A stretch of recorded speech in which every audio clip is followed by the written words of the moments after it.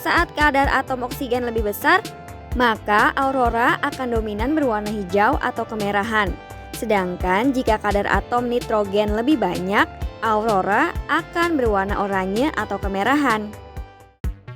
Hai kids, siapa yang pernah melihat fenomena alam bernama aurora? Fenomena ini terjadi di antara ujung kutub selatan dan utara. Aurora merupakan cahaya yang terbentuk akibat adanya interaksi antara medan magnetik bumi dengan partikel yang dipancarkan oleh matahari.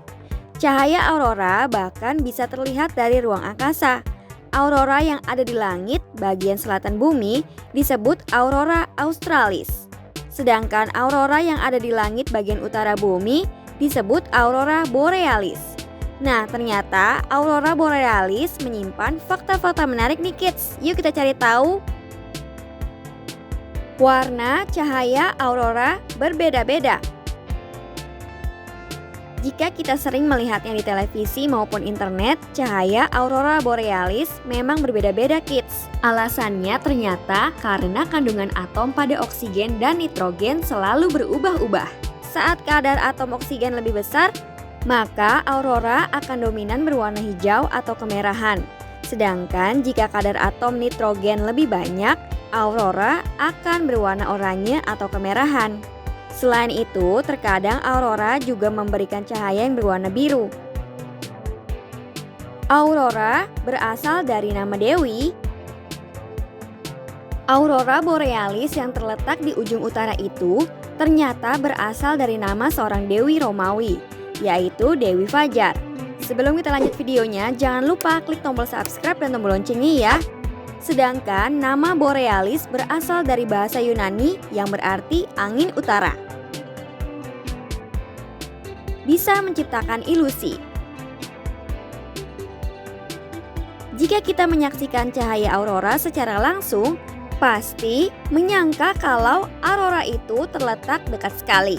Padahal itu semua hanya ilusi saja. Kenyataannya, aurora letaknya di atmosfer bumi sekitar 90 km. Bahkan karena terlalu jauh, keindahan cahaya aurora masih bisa dinikmati oleh para astronot yang sedang berada di ruang angkasa. Punya banyak legenda. Penduduk di Amerika Utara percaya kalau aurora merupakan perwujudan roh dari orang yang sudah meninggal. Namun ada juga yang percaya kalau aurora merupakan cahaya untuk memandu jiwa-jiwa orang yang sudah meninggal ke surga. Sedangkan orang-orang suku Inuit atau orang Eskimo memiliki kepercayaan kalau aurora borealis merupakan perwujudan dari roh-roh binatang yang sudah mereka buru selama ini. Benarkah bisa bersuara? Menurut para ilmuwan, karena letak aurora cukup tinggi dan jauh, membuatnya mampu mengeluarkan suara. Suara aurora seperti suara gulungan ombak, namun lembut. Terkadang seperti suara gemercik air atau suara tepukan. Matahari berperan dalam terbentuknya aurora. Aurora terjadi karena adanya interaksi antara medan magnetik bumi dengan partikel yang dipancarkan oleh matahari. Maka matahari punya peran penting dalam proses terjadinya aurora. Semakin tinggi suhu yang dipancarkan oleh matahari, maka cahaya aurora yang terpancar juga akan semakin indah. Dapat terlihat di beberapa tempat.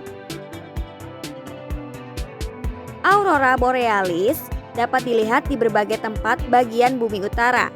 Yang paling terkenal yaitu Iceland atau Islandia. Namun nggak hanya itu saja, aurora borealis juga dapat dilihat di Alaska, Kanada hingga Siberia. Kita bisa melihat keindahan cahaya aurora di siang hari dan saat tengah malam. Nah, itulah beberapa fakta menarik aurora borealis berdasarkan beberapa sumber. Sampai di sini dulu ya videonya. Jangan lupa like, komen, subscribe, dan share ke teman-teman lainnya ya kids. Bye-bye!